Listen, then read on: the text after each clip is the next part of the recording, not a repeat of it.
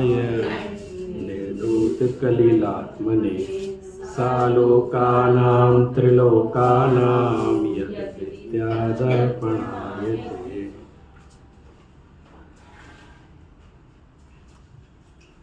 आचार्य समंत भद्र द्वारा विरचित इस रत्नकरण श्रावकाचार नामक महान ग्रंथ में जो सम्यक दर्शन अधिकार है, उसमें हम लोग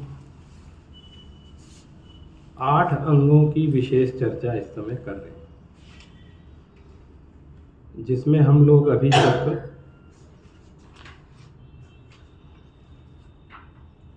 उपगुहन अंग तक चर्चा हो चुकी थी ना।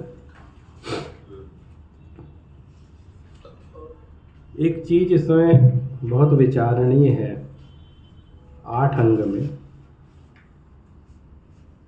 कि शुरू के जो 4 अंग हैं कौन कौन से हैं? निशंकित पहला, दूसरा निकांक्षित, तीसरा निर्विचिकित्सा और चौथा है अमूढ़ दृष्टि। आप इनको 2 भागों में बांट लो, 4-4। आप गहराई से देखना इसके विषय में कि ये जो आरंभ के 4 अंग हैं ये बहुत इंडिविजुअल है। ये हम अपनी चिकित्सा कर रहे हैं। निशंकित होना है, निकांक्षित होना है, निर्विचिकित्सा होना है, अमूढ़ दृष्टि होना है। शुरू में तो नी से ही नाम है, ये याद रखने हो ना 8 नाम, तो ये 3 तो नी से। फिर अमूढ़ दृष्टि भी, ये भी इंडिविजुअल है, हमको अमूढ़ दृष्टि होना चाहिए। इसके बाद देखना आप चौथे से 5वां जो शुरू है वो सोशल है।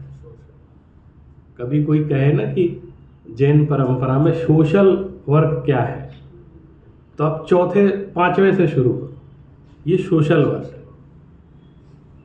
यद्यपि अध्यात्म की दृष्टि से, शुद्ध निश्चय की दृष्टि से ये 8वें ही अंग आत्मा के हैं और आत्मा में घटित हो जाते हैं शुद्ध निश्चय की दृष्टि से। लेकिन जब हम व्यवहार में देखते हैं, शास्त्रों में तो दोनों तरह का प्रतिपादन है ना, तो व्यवहार में उपगुहन किसका होगा? दूसरे का। और व्यवहार में स्थितिकरण किसका होगा? वो दूसरे का होगा। माने 2 की जरूरत है वहां। कभी भी हमेशा एकमात्र अपनी चर्चा से काम नहीं होता है। हमारी बहुत बड़ी जिम्मेदारी इस सम्यक दर्शन के इन 8 अंगों को जानने से पता लगता है कि 4 अंग तो हमने खुद को सुधारने में लगाए। 4 अंग मेरे खुद के हैं, लेकिन बाकी के 4 अंग हमारे जो साधर्मी हैं, दूसरे मोक्ष मार्ग में रत हैं और धर्म तीर्थ की बात है, ये बाकी के 4 एक अपेक्षा से दूसरों के लिए ही है। ये दृष्टि दिख रही है ना। हमने उपगुहन में हमने किसका उपगुहन किया था? दूसरे के दोषों का। अपने दोषों का तो प्रकट करना है, खुद के दोषों को तो हमेशा अपने गुरु के सामने प्रकट करते हैं, लेकिन दूसरों के दोषों को ढकते हैं। अभी हम लोग उल्टा करते हैं ना, कभी दूसरों के दोषों को प्रकट करते हैं और खुद के दोषों को ढकते हैं। वो कह रहे हैं ये धर्म मार्ग नहीं है। धर्म मार्ग ये है कि खुद के दोषों को प्रकट करना और दूसरों के दोषों को ढकना। तो अब उपगुहन से हम सोशल हो गए, सोशल व्याख्या इसकी ज़्यादा जरूरत। आज हमको उसी क्रम में स्थितिकरण नाम के सम्यक्त का जो 6ठा अंग है उसकी चर्चा करनी है। पहले हम कारिका पढ़ते हैं। आचार्य समंत भद्र ने इसके विषय में क्या कहा है? दर्शनाचरणात्वापि चलतां धर्म वत्सलैः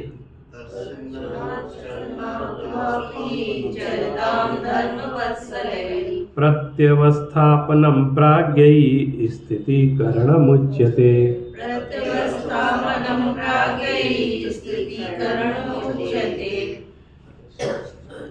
दर्शनाचरणाद्वापि, दर्शन से और चारित्र से।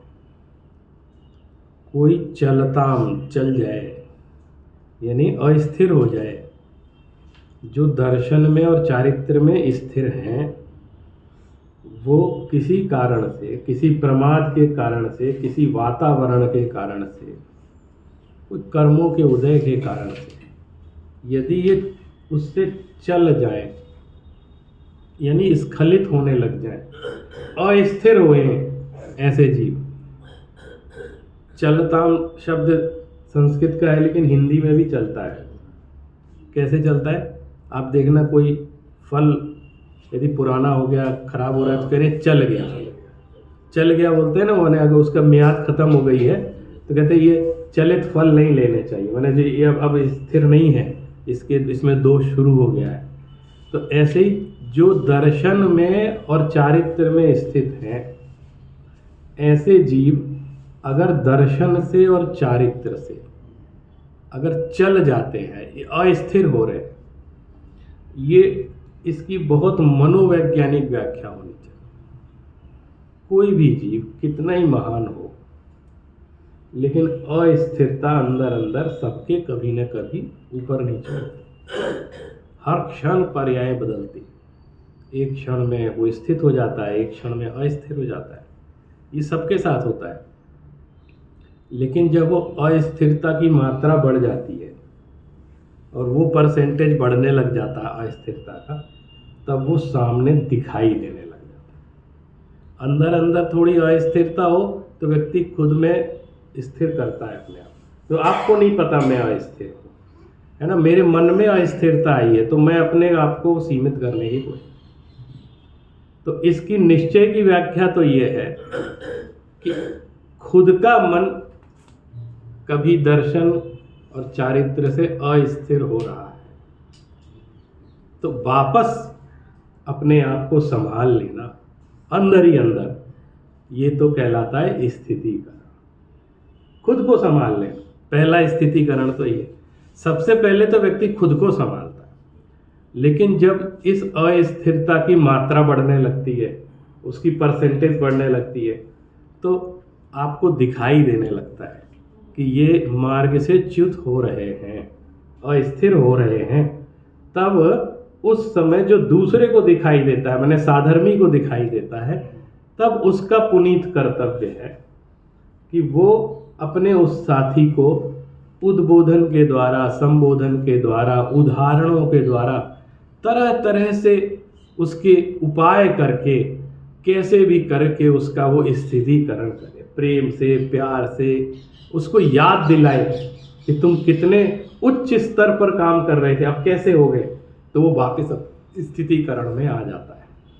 तो ये दूसरे की व्रत टूट रहा हो, व्रत भंग हो रहा हो, कुछ भी हो रहा हो, यहाँ तो दो शब्द आए, दर्शना चरणा द्वापी। तो कोई कह सकता है कि ज्ञान शब्द तो आया नहीं, ज्ञान से भी तो विचलित हो जाते हैं, लेकिन उसकी व्याख्या में बात है कि दर्शन बोला तो ज्ञान भी उसमें सम्मिलित समझे, क्योंकि दर्शन और ज्ञान एक साथ होते हैं, सम्यक दर्शन और सम्यक ज्ञान एक साथ उनकी उत्पत्ति होती है। तो कहीं अकेले दर्शन की बात चल रही हो ना, सम्यक दर्शन की, तो उसमें सम्यक ज्ञान इंक्लूड है।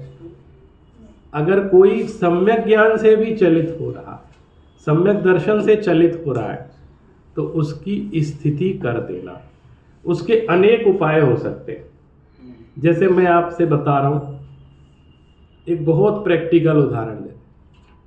सब लोग मंत्र का जाप करते हैं, नमोकार मंत्र का, अन्य मंत्रों का जाप सभी लोग प्रतिदिन करते हैं। आप देखना, 9 बार नमोकार मंत्र पढ़ने में भी स्थिरता कायम रह जाए, बहुत बड़ी बात होती है। मन की स्थिरता की बात, किसी को पता नहीं लगेगा कि मैं नमोकार मंत्र पढ़ते हुए अस्थिर हूँ, आंख बंद है, मुंह से उच्चारण भी हो रहा है और आंख बंद करके नमोकार मंत्र पढ़ रहे हैं। सबको ये लगता है, बाहर वालों को, कि मैं स्थिर हूँ और मेरे अंदर मंत्र पढ़ रहे हैं। लेकिन हम ही जानते हैं कि कितनी बार अस्थिरता उसमें आ जाती है। कभी घर की याद आ जाती है, कभी कार्यालय की याद आ जाती है, कभी कोई समस्या चल रही है वो विकल्प आ जाता है। तमाम तरह की बातें उस समय आ जाती हैं। ऐसा क्यों होता है? क्योंकि आप एक जगह स्थिर होकर बैठते ही नहीं है, कभी सोचते ही नहीं है। और जब किसी भी बहाने से, धर्म के ही बहाने से स्थिर हुए तो तमाम बातें उखड़ उखड़ करके सामने आने लगती। ये जो अनादि के संस्कार है वो भी उखड़ उखड़ के सामने।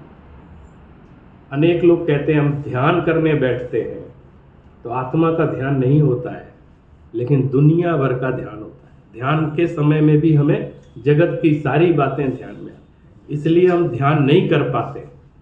ये अक्सर लोग कहते हैं हमें ध्यान कैसे करें, तो तमाम तरह की बातें वो तो आएंगी।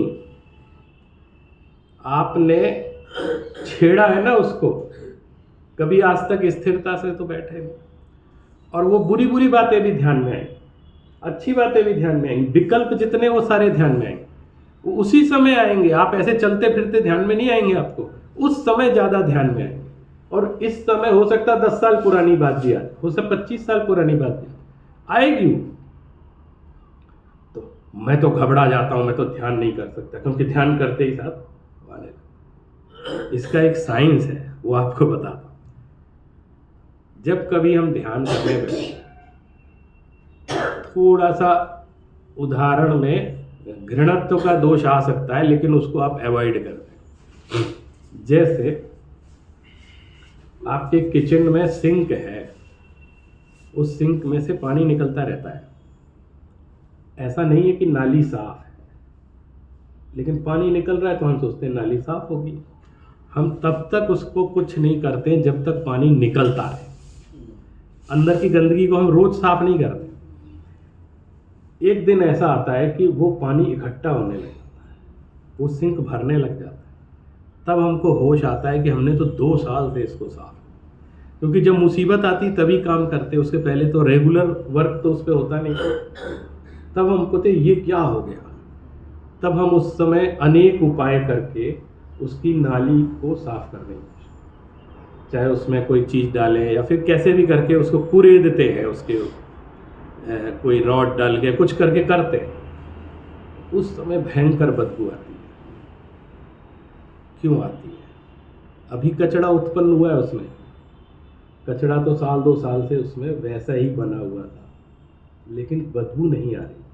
कोई घर के लोग कहेंगे ये क्या कर दिया, इतना अच्छा शांत वातावरण था, इतनी अच्छी घर में खुशबू चल रही थी, आपने क्यों छेड़ दिया, पूरे घर में स्मेल बन। अब अगर उस स्मेल से डरेंगे तो सफाई नहीं हो सकती, नहीं हो सकती ना। उस स्मेल से डरेंगे तो सफाई नहीं हो सकती।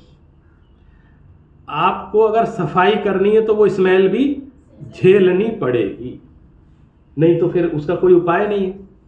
इसी तरह हमारे में अनादि के संस्कार भरे हैं, और जब हम उस तरफ, अपनी आत्मा की तरफ देखते ही नहीं, हम कोशिश ही नहीं करते।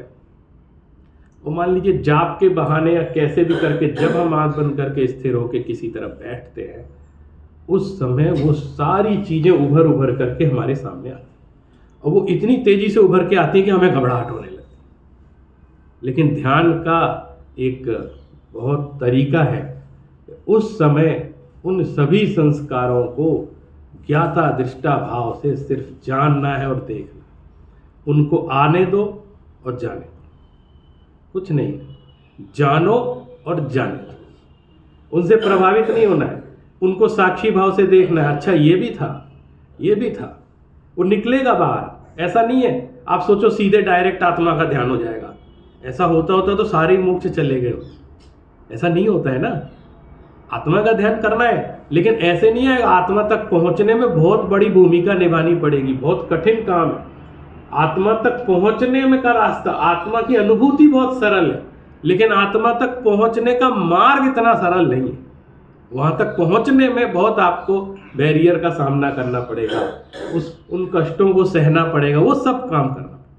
तो उसके समय जो आपके अंदर संस्कार आ रहे हैं, उन संस्कारों को हम साक्षी भाव से जानते देखते हैं, उसका अभ्यास करते हैं। उससे घबराना नहीं है उन चीज़ों से। तो विकल्प तो आएंगे, जाप देंगे तब भी आएंगे, लेकिन धीरे धीरे धीरे अगर जाप छोड़ देंगे तो नहीं दे पाएंगे। नहीं आने दो, नहीं मेरे में आते बहुत है, तो क्या करें, आने दो। वो तो जब बैठोगे तब आएंगे, तब उखड़ेगा। मैंने जब आप नाली साफ करने बैठोगे तब उसकी गंदगी को छेड़ा ना, तो स्मेल दबी हुई थी तो फैलेगी। लेकिन कुछ समय के बाद जब वो कचरा निकल जाएगा तो वो स्मेल भी चली जाएगी, तो एक ये फिर हमारे अंदर स्थिरता है। इसलिए ध्यान का सतत अभ्यास, एक बार बैठा और ध्यान हो गया ऐसा नहीं होता है। ध्यान का सतत अभ्यास, वो प्रयास करता है आने का। जाप में स्थिरता कब होगी, स्थितिकरण अंग पढ़ रहे हैं ना, स्थिरता जाप में कब होगी। शुरू में बहुत दिक्कत हो, 108 बार पढ़ा तो उसमें 25-30 बार इधर उधर का विकल्प आया मन ही मन। फिर याद आया नहीं हम तो जाप कर रहे हैं, मन ही मन में, किसी को पता नहीं। फिर उसमें स्थिर होने की कोशिश, फिर अगले दाने में फिर अस्थिरता आती है, फिर अगले दाने में फिर स्थिर होने की कोशिश करते। ये उसका अभ्यास क्रम है जाप। वो एक बार फिर आएगा, फिर ऐसा नहीं है कि भटकता ही रहेगा। नहीं, जाप कर रहे, फिर गिनने लगते। वो मालूम है मन का क्यों ऐसा करते हैं, ये काउंटिंग भी करनी है और काउंटिंग के विकल्प से भी मुक्त होना है। उसका सबसे अच्छा तरीका है माला पे। क्यों? क्योंकि वो काउंटिंग पूरी होगी तो अपन को मालूम है अंत वाला जो उसका वो है लास्ट वाला, वो आते ही एहसास हो जाता है कि खत्म हो गया। और अगर जब हम अंगुली से करते हैं तो हमारा 2 विकल्प चलता है, एक मंत्र का भी और काउंटिंग का भी। हम चाहते हैं हम मंत्र में स्थिर रहें, तो वो जो काउंटिंग, उसमें हमें काउंटिंग नहीं करनी, हमें गिनना नहीं है कि 8 हो गए, 10 हो गए, 50 हो गए, ये नहीं गिनना है, एक के बाद एक बस हो रहा है। तो वो विकल्प से निर्विकल्प होने के लिए माला है। और हमने उसका ध्यान कि जब वो खत्म होगा तो अपने ही आप पता चल जाएगा, हमें गिनना नहीं, और 108 हो जाएगा अपने आप। ये जितनी भी माला करनी उतनी हो जाएगी, बस वो लास्ट में हमको पता चल जाएगा खत्म हो। उस विकल्प से, काउंटिंग के विकल्प से निर्विकल्प हुए, मंत्र में स्थिर हुए, फिर वो मंत्र का ध्यान करते हुए, मंत्र में भी पिंडस्थ ध्यान, पदस्थ ध्यान, वो सारा हमको पिंड का भी ध्यान करना है, आत्मा का भी ध्यान करना, और पद ने मंत्र में जो अक्षर हैं उनका भी ध्यान करना है, और सामने जो हमारे रूप बैठे हैं, भगवान बैठे हैं, उनका भी ध्यान करना। आंख बंद करके जाप करनी है कि खोल के करनी है, ये बहुत लोगों के प्रश्न होते हैं। आंख बंद करके करनी है, हम उसका एक उत्तर नहीं दे सकते, डिपेंड अपॉन केस। जब आप ध्यान कर रहे हैं, बहुत विकल्प इधर उधर के आ रहे हैं, तो खोल लीजिए, क्योंकि सामने हमारे वीतरागी भगवान बैठे, उनको देख लीजिए। फिर उनको देखते देखते फिर बंद कर लीजिए, फिर आप देखो, है ना, जहां हमें आंख खोलनी चाहिए वहां बंद करने की कोशिश, और जहां आंख बंद करनी चाहिए वहां खोल के रखते हैं। जगत के विषय भोगों में हम हमेशा आंख खुली रखते हैं, और जहां वीतरागी भगवान बैठे वहां आंख बंद कर लेते हैं। श्रावक दशा में तो हमें दोनों मिक्स करना है, या तो अपनी आत्मा में डूब गए तो आंख अपने आप आंख उन्मीलित हो जाएंगे, लेकिन अगर हमको अस्थिरता हो रही है तो वो वीतरागी भगवान हमारी स्थिरता को बढ़ाएंगे, हमारा स्थितिकरण वो करेंगे। आपको नहीं पता सुदेश जी कि मैं अस्थिर हो रहा हूँ, मैं जाप देते देते मुझे पता है कि मैं अस्थिर हो रहा हूँ, और मैंने देखा भगवान, तो तुरंत ध्यान आ गया, अरे मैं तो भगवान, वीतरागी भगवान का निमित्त, और वीतरागता भाव में आ गई। जो इधर उधर राग में मन चलायमान था तो उन्होंने हमें स्थितिकरण, वो निमित्त बन गए, और जैसे ही स्थित हुए फिर आंख बंद कर।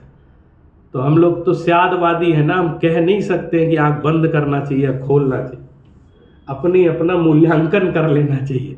अगर हम स्थिर हैं तो आंख बंद रखनी चाहिए, और अगर अस्थिर हैं तो स्थिरता के लिए बीच बीच में आंख खोल लेना चाहिए। प्रश्न है स्थिरता का, कैसे स्थिरता हो, उस मंत्र में, जाप में हमारी स्थिरता कैसे हो, इसको तो इंडिविजुअल स्थितिकरण अंग बोल रहे हैं। अब जाप देते देते कोई मुझसे कुछ कहने लगा, कोई व्यक्ति आया और मुझे लगा अभी ये चले जाएंगे तो मुझे इनसे कुछ कहना था, फिर ये मिलेंगे नहीं, तो जाप बीच में रुक के मैं उनसे बात करने लगा। तो ये जो अस्थिरता हुई ये आपको दिखाई दे गई, दूसरों को दिखाई दे गई। अभी अंदर वाली अस्थिरता नहीं दिख रही थी, अब वो दिखाई देगी। तब ऐसे समय में जो विद्वान लोग होते हैं, प्राज्ञयी है ना, प्राज्ञ लोग जो समझदार होते हैं, ज्ञानी होते हैं, वो प्रेम से इस बात को समझाएंगे, भाई ऐसी क्या मुसीबत आ गई थी कि आपके मन में उनसे बात करने का विकल्प जाप देने के बीच में आ गया। ऐसा कौन सी बड़ी बात थी, मैंने इतना कौन सा ऐसा कोई तूफान आने वाला था या कुछ भूकंप आने वाला था कि आपको बताना जरूरी था। ये तो अस्थिरता की हद हो गई। तो उस समय वो उसको प्रेम से संबोधन देते हैं कि भाई जब हम जाप दे रहे हैं तो उस समय हमें वो प्रयास करना चाहिए कि जाप संपन्न होने के बाद ही किसी से किसी तरह का वार्तालाप, मध्य में हम कोई दे रहा है तो उसको न छेड़े और जो कर रहा है वो खुद भी उससे अविचलित न हो। यहाँ जो रत्नगंज साहबाचार में चर्चा है वो जो अस्थिरता दिखलाई देती है उसके समाधान के लिए, जो बाहर से दिखलाई देती। समय सार में जो चर्चा है वो खुद की अस्थिरता को अपने में ही समेटने वाली चर्चा है, क्योंकि वहाँ और उत्कृष्ट प्रतिपादन निश्चय की अपेक्षा से होता है और ये व्यवहार भी बहुत आवश्यक है। तो किसी जीव को सम्यक दर्शन से चले। मैं आज ये बात इसलिए भी कह रहा हूँ कि एक बहुत बड़ी समस्या हो गई है, वो ये है कि किसी से कुछ कहना मुसीबत हो गई, वातावरण ऐसा खराब है। मने उसमें कई कंडीशन है। इसमें एक शब्द पर हम विचार कर रहे थे, प्राज्ञयी क्यों लिखा है? माने प्राज्ञयी माने विद्वानों के द्वारा, यानी ज्ञानियों के द्वारा, समझदार लोगों के द्वारा, ऐसा उसका सब अर्थ लगा। इसके दो अर्थ चल रहे हैं, मैंने देखे कई शास्त्रों। एक जगह तो ये लिखा है कि प्राज्ञयी प्रत्यवस्थापनम, माने विद्वानों के द्वारा जो स्थितिकरण किया जाता है उसको स्थितिकरणम उच्यते, उसको स्थितिकरण कहा जाता है। जो स्वयं पहले से स्थित है वही करेगा। हाँ, जो सही बात है, जो सेल्फ कंट्रोल में नहीं वो दूसरे का कंट्रोल का। लेकिन कहीं ये लिखा है कि जो धर्म वत्सलता पूर्वक उसके द्वारा जो अस्थिर लोगों को, दर्शनोच्चरण से अस्थिर हैं, उनको जो स्थिर कर दे पुनः, उसको विद्वान लोग स्थितिकरण बोलते हैं। ऐसे दो अर्थ आ गए ना, बीच में आया ना प्राज्ञयी, तो कभी तो प्राज्ञयी स्थितिकरणम उच्यते कर दिया या प्राज्ञयी प्रत्यवस्थापनम स्थितिकरण, माने प्राज्ञ के द्वारा। तो आगे दोनों अर्थ निकलते हैं, लेकिन इसमें मैं उस अर्थ को प्रधानता दे रहा हूं जहां ये कहा गया समझदार लोगों के द्वारा स्थितिकरण।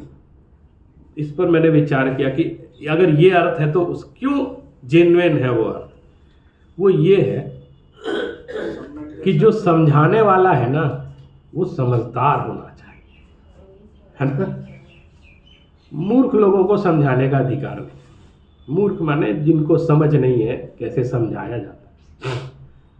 और अभी क्या है, जरा सी धर्म में रुचि हुई, जरा सा आना जाना मंदिर शुरू किया, जरा सा वो खुद को ऐसा समझने लगता मैं सबको समझाऊं।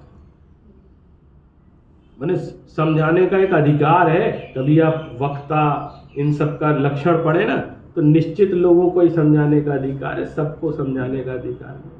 मैं सोचता था क्या दिक्कत है, कोई समझा रहा है। समझाने वाला बहुत समझदार होना चाहिए, क्योंकि वो बिगाड़ भी जा देता है। कैसे बिगाड़ देता है? अभी कोई आना उसने शुरू ही किया था मंदिर, और उसको अभिषेक करना नहीं आता था, और धोती पहनना नहीं आता था, तो उसने जरा सी धोती ऐसी ऐसी पहनी कि तुरंत 4 लोग तो रही गए, तेरे समझ में नहीं आता है कैसी धोती पहन रखी तुमने। मुझे नहीं करना, वो अगले दिन से आना बंद कर दिया। इस समझाने वाले भी महान, क्योंकि उसको इस लैंग्वेज में बोल दिया, उसको ऐसे फटकार दिया, क्योंकि वो जो रोज करता है ना उसके तो रूटीन में हर चीज, वो तो बिना सोचे भी करता है तो सही करता है, क्योंकि वो अभ्यास में आ गया है। नया व्यक्ति बहुत घबराता है, और किसी से ऊंच नीच हो गई और आपने अगर उसके कटु वचन बोल दिए, आप तो मैं तो समझा रहा था, आप तो क्या कहोगे, मैं तो समझा रहा था, मैं तो स्थिति, मैं कोई गलत काम, मैं तो स्थितिकरण कर रहा था। अरे तो स्थितिकरण भी ढंग से किया जाता है। ऐसे आप उल्टा सीधा बोलोगे उसको और उसके साथ गलत व्यवहार करोगे तो वैसे ही कोई नहीं करना चाहता है ना। अब किसी तरह कोई समझा बुझा के लाया था तो तुमने जो है उसको भी चौपट कर। तो मैं ये सोच रहा था प्राज्ञ ही, मैंने समझदार, मैंने जो इन्होंने ये बात कही ना, जो खुद वैसा होगा वो ही समझा पाएगा। उसको मालूम है कि किस व्यक्ति को किस भाषा में किस तरीके से स्थिर किया जा सकता है, उसको एक तरीका पता है। तो तरीके का ज्ञानी ही प्राज्ञ ही कहलाए। हमने कहा ना, जरा सी रुचि हुई वो इतना वो सोचता मैं सबको समझाऊं, सबको समझाऊं, जाने क्या क्या कैसे समझाता है और सारा गड़बड़ कर देता। तो समझाने का अधिकार भी कुछ। दूसरा इसमें एक और, हमें भी ईमानदारी से ये तय कर लेना चाहिए कि हमें किससे समझना है। हम जब अस्थिर हो जाएं तो हमें किससे समझना है। इसका मतलब कोई एक कल्याण मित्र बना करके चलना चाहिए और उसको पूरी छूट देनी चाहिए। वे हम तुम्हारी किसी बात का बुरा नहीं मानेंगे, है ना, क्योंकि हर व्यक्ति समझाने में किस चीज़ से डरता है, इनको बुरा ना लग जाए, क्योंकि बुरा बहुत जल्दी लगता है। तो हर व्यक्ति इससे डरता है ना। तो अपने कल्याण के लिए भी एक व्यक्ति जिसने जीवन भर चारित्र का पालन किया है, सम्यक दर्शन सम्यक ज्ञान चारित्र का पालन किया, अंत समय समाधि मरण धारण करने के बाद भी वह जीव कहीं, वो जो प्राण निकलने का समय होता है ना, तो अच्छे अच्छे साधक भी अस्थिर हो जाते हैं, क्योंकि उस समय का एक अजीब किस्म का वो होता है। तो उस समय भी एक निर्यापक तय किया जाता है कि ये क्षपक को संबोधन देगा। तो निर्यापक भी तय होता है कि कौन कर सकता है, कौन दे सकता है, किसके अंदर ये कैपेसिटी है जो इनको स्थिर, यानी इस तरह के जीवों को स्थिर कर सकता है। तो वो जो साधक है, जब वो होशो आवास में रहता है, ठीक रहता है, तो वो ऐसे गुरु की तलाश करता है, मुझे किसके सानिध्य में रहना है, क्योंकि वो उनको फिर पूरा सौंप देता है। उस समय मेरा पता नहीं कोई कर्म के उदय से मेरे समाधि के भाव है, ऐसा ना हो कि अंत समय में मेरे भाव विचलित हो जाए और मेरा ये भाव बिगड़ जाए। तो उस समय उसके मन में भाव रहता है। तो कहता ऐसा व्यक्ति जो मुझे ढंग से, तो उसने उसको सत्ता सौंप दी अपनी, अब मेरा अंत समय आएगा, जो आप कहोगे वो मैं, और जैसा आप संबोधन दोगे वैसा मान, वो पूरा उस पर डिपेंड हो जाए। तो इस समय दूसरे की आवश्यकता पड़ गई ना, तो वो उनको स्थितिकरण करवाते हैं। उसके लिए मापदंड तय है कि कौन व्यक्ति कराएगा, जिसको इस चीज का सम्यक ज्ञान हो, जो जानता है कि इस केस में क्या होना चाहिए या इनको क्या देना है नहीं देना है, किसका त्याग कराना है नहीं कराना है, और निरंतर किस तरह का संबोधन इस जीव को करना है कि उसके परिणामों में अस्थिरता ना आए। वो तो बेचारा कोशिश कर रहा है, लेकिन कभी कभी कोई तीव्र कर्म ऐसे होते हैं कि अच्छों को विचलित कर देते हैं, चाहे वो गृहस्थ हो चाहे मुनिराज, दोनों। तो हमको अपने जीवन में एक गुरु जरूर तय कर लेना चाहिए कि मैं तो इनसे पूछूंगा कि मुझे क्या करना है, और निस्वार्थ भाव से उसको पूरा अधिकार देकर आपकी किसी बात का, क्योंकि सही बात कहने वाला हमेशा बुरा लगता है, तो आप मुझे कुछ भी कहो मैं बुरा नहीं मानूंगा। आप तो तटस्थ भाव से मेरी समीक्षा कीजिए और मुझे सन्मार्ग पर प्रतिष्ठित कीजिए। मेरी कितनी भी गलती हो आप निसंकोच बताइए। आपके मन में ये संकोच नहीं होना चाहिए कि इसको बुरा लगे, तब तो वो शांति से, क्योंकि हो सकता है प्रशंसा ना करे आप, वो आपकी कमियां ही कमियां बताएगा। तो जो कमियां बताता है वो बहुत बुरा लगता है, और जो वो हमारे लिए शोधन का कार्य कर रहा है लेकिन हमें बुरा लगता है। तो ऐसे समय में हमें उसके प्रति ये भाव रखते हुए कि ये मुझे स्थिर कर दे, इसलिए मैं इनको सौंप रहा हूं, आप मुझे कभी भी कोई भी उद्बोधन दे सकते हो और मैं डिस्टर्ब ना हूं, मेरी साधना चलती रहे, ऐसा आप मेरे ऊपर वो कर दे। ऐसी उनको स्थिरता का भाव। तो दर्शनाचरणाद्वापि चलताम धर्म वत्सलई प्रत्यवस्थापनम प्राज्ञई स्थिति करणम उच्यते। प्रत्यवस्थापनम, प्रतिअवस्थापनम माने जिस स्थिति में पहले थे उस स्थिति में वापस स्थिर कर देना। जैसे वारिशेण मुनिराज की कथा इसके बारे में प्रसिद्ध है ना, वो क्या नाम था, डाल करके उनके, पुष्प डाल, हाँ, उनकी कथा का सार क्या है वो मैं संक्षेप में बताता हूँ, लंबी कथा में नहीं जाऊंगा। सार ये है कि वो उन्हें भेजने जा रहे थे बिहार करा के, बहुत दूर तक निकल गए तो वो रास्ते पर संबोधन देते गए तो उनको रास्ते में ही वैराग्य हो गया तो भाई ये तो बात सही है और ये मेरे गुरु हैं, तो वो लौट के ही नहीं गए उनके साथ मुनि में।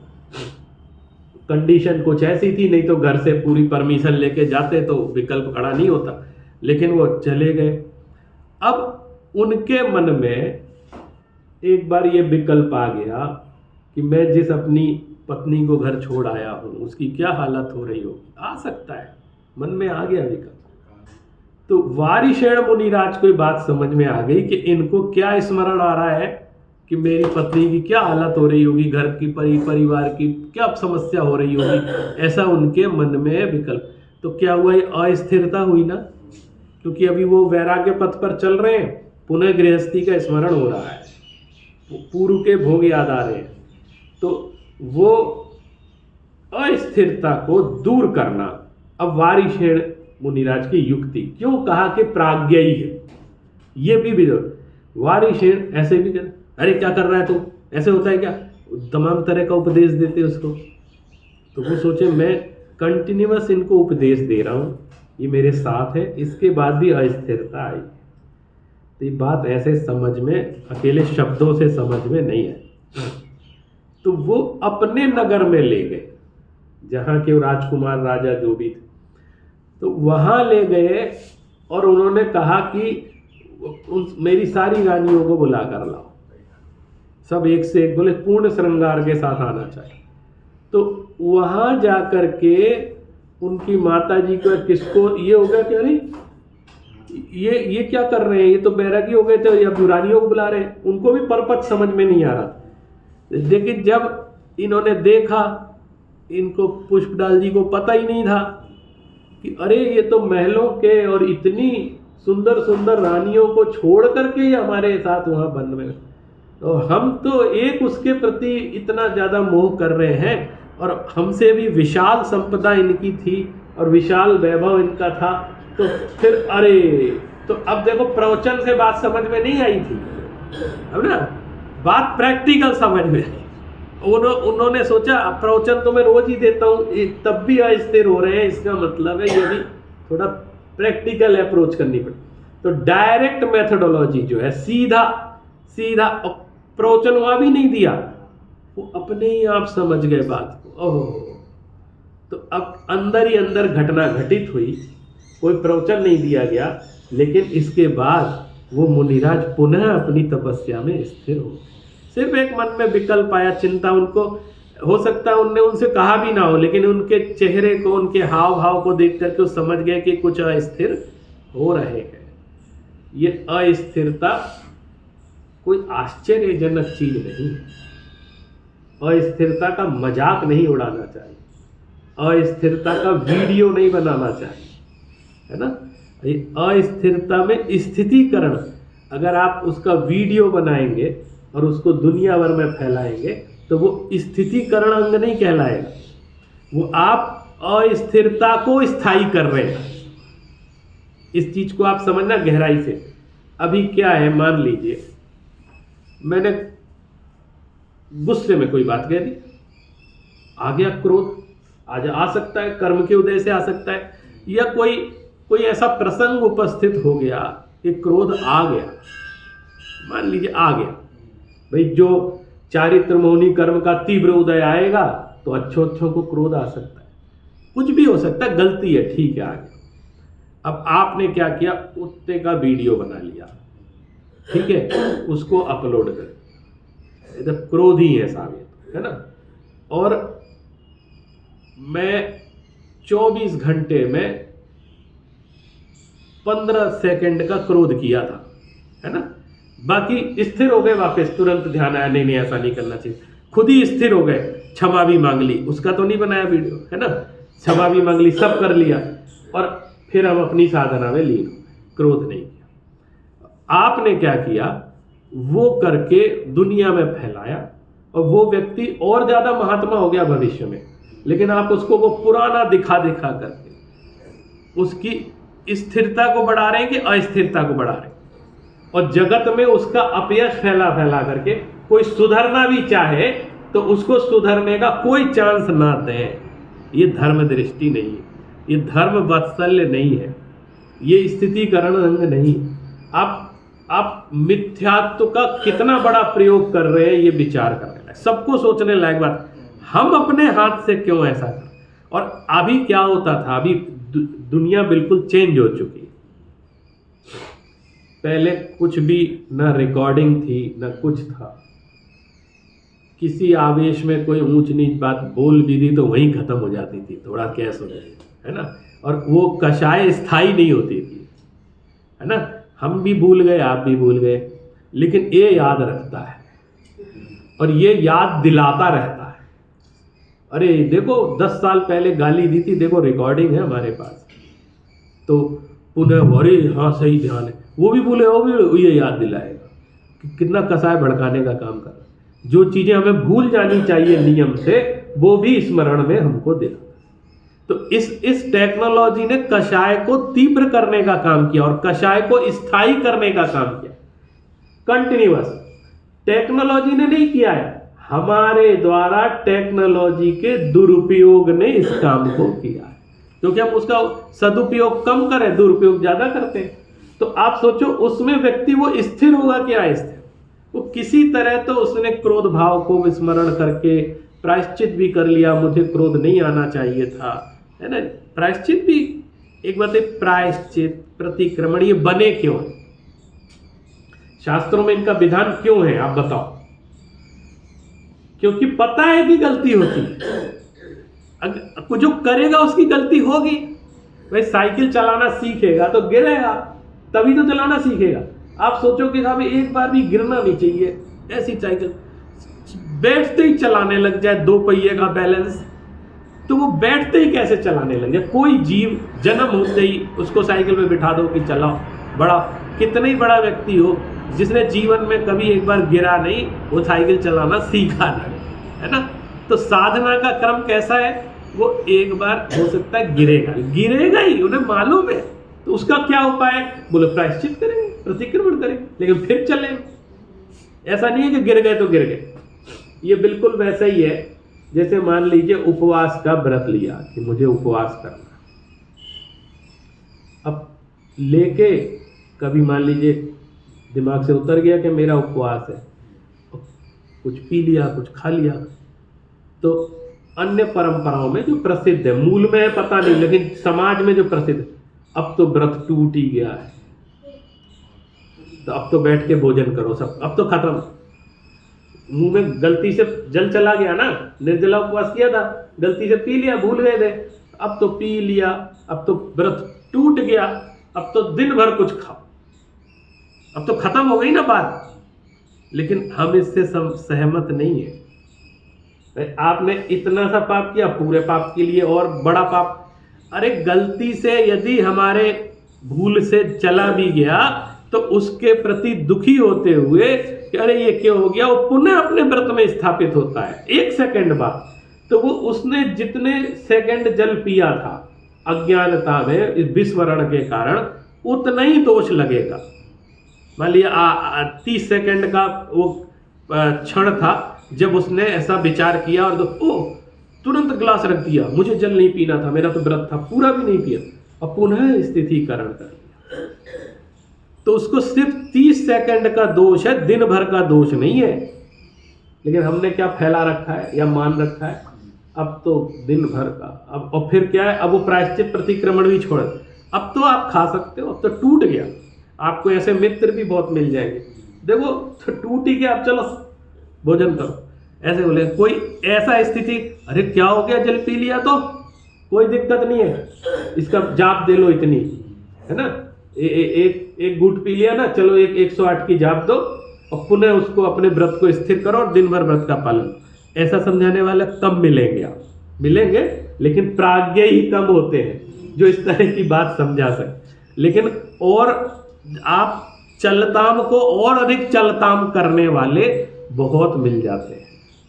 तो हमको कम से कम जो हम शास्त्र स्वाध्याय कर रहे हैं, जो इस श्लोक को समझ रहे हैं, हमको ये तो क्या खुद की स्थिरता तो करनी है, लेकिन अन्य जीवों के प्रति भी अगर इस तरह होता है तो उसको और ना बिगाड़ करके, उसको हाथ जोड़ करके, भैया कुछ नहीं होता, व्रत टूटता नहीं है, ये अस्थिर हुआ है इतना सा। आप दो तरह की चीज होती है ना, क्या पढ़ते हैं अपन व्रत में, व्रत के 5 क्या होते हैं बाद में, अतिचार और अनाचार। तो ये जो अतिचार है उसका नियम है कि अतिचार में व्रत टूटता नहीं है, व्रत में दोष आता है। ये देखो बहुत साइकोलॉजिकल व्याख्या है। व्रत टूटा नहीं है, उसने 2 घूंट पी लिया तो कोई बहुत बड़ी बात नहीं, कोई बहुत बड़ी हानि नहीं हो गई, अरे तुम्हारा पाप हो गया, तुम तो भ्रष्ट हो गए और ऐसा उसको हल्ला मचाएंगे तो 3 काल में व्रत ग्रहण नहीं करेगा, सोचेगा भी नहीं। किसी ने यदि सोचा है प्रैक्टिकल करने का और लिया है और उसने मान लीजिए अज्ञानता या किसी कारण थोड़ा सा इधर उधर हो गया तो उसको यह तू नरक जाएगा, तेरे साथ ये हो जाएगा, अब तेरा सब खत्म, तो वो कहेगा अच्छा वो तो लेके ही अपराध किया मैंने, व्रत नहीं लेते तो कोई नरक वरक कुछ नहीं था, यही सोचेगा ना वो। तो उस समय करिए तो अतिचार है, और अतिचार को दोष माना है, ना कि व्रत भंग माना है। अनाचार में व्रत भंग होता है, अतिचार में व्रत भंग नहीं होता। अतिचार में दोष, सब दोष लग गया, दोष की निवृत्ति का उपाय आप 108 बार जाप दे लो, या पुराने आप व्रत कथा साहित्य पढ़ेंगे ना, नियम, ये ऐसा नहीं कर पाए तो क्या बोले, इसी व्रत को दूना करो। वहां तो प्रसंग ऐसे ऐसे आते हैं, आज उपवास किया था लेकिन मैंने जल ले लिया, अब क्या करें, तो कोई बात नहीं, आज जल ले लिया, दिन भर उपवास किया, एक उपवास और, मैंने जो प्राचीन अपने ग्रंथों में जो उसका प्रायश्चित बताया वो ये, तो उन्होंने उसके उपाय बता दिए ना, ये तो नहीं कहा कि तुम भ्रष्ट हो गए, तुम खत्म हो गए। हाँ, स्थिति के लिए भावना। अब वो 5 भावनाएं क्यों कही है, क्योंकि हमारा ये व्रत अस्थिर ना हो, स्थिर बना रहे, इसलिए वो भावना कंटिन्यू हम करते रहे, ताकि हम इधर उधर चलाए मानना। तो इसको स्थितिकरण कहा जाता है।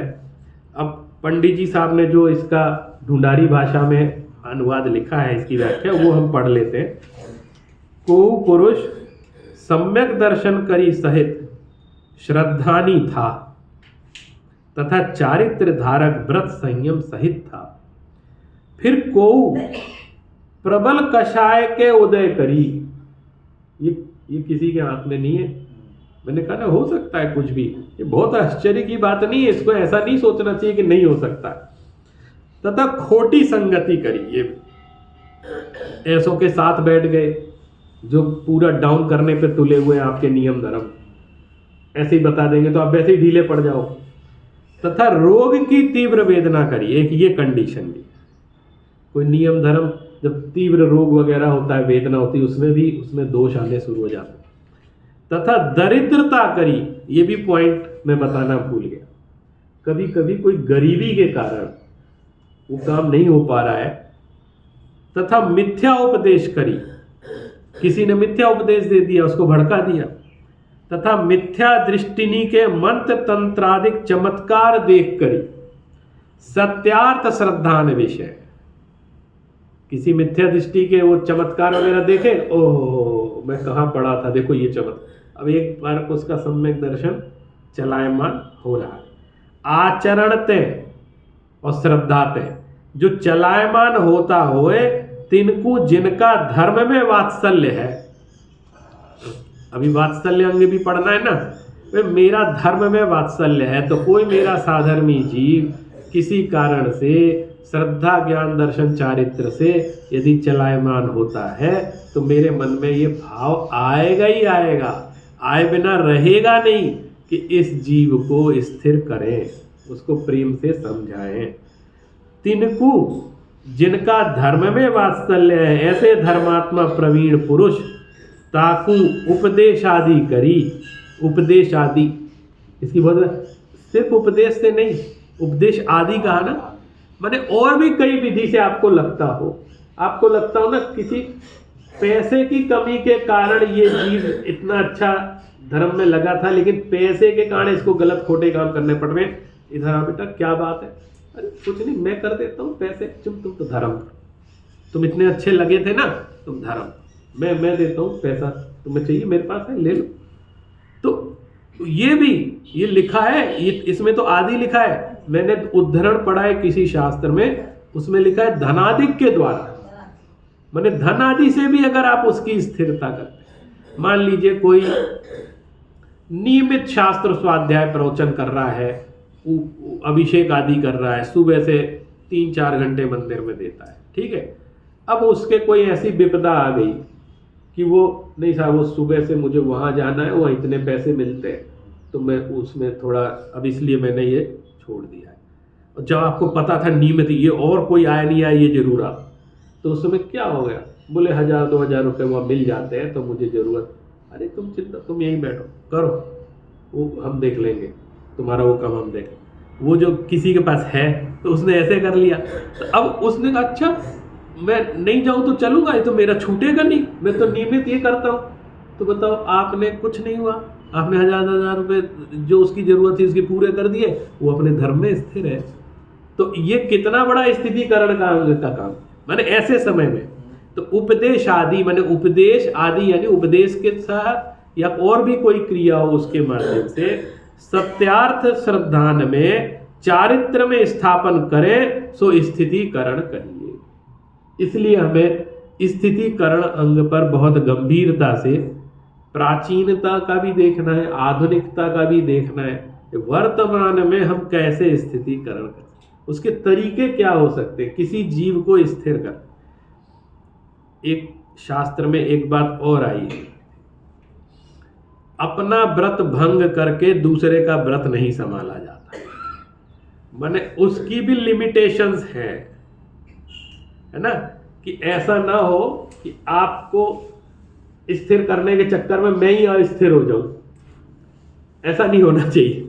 माने इतना अधिक, जैसे एक उदाहरण है, कोई व्यक्ति डूब रहा है, हमारा मित्र या परिजन पानी में डूब रहा है।